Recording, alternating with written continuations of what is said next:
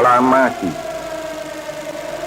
kami, bangsa Indonesia, dengan ini menyatakan kemerdekaan Indonesia.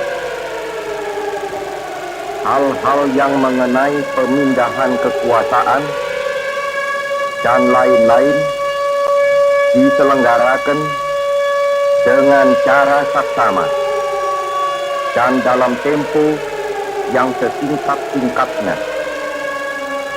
Jakarta, 17 Agustus 1945, atas nama bangsa Indonesia, Soekarno, Hatta.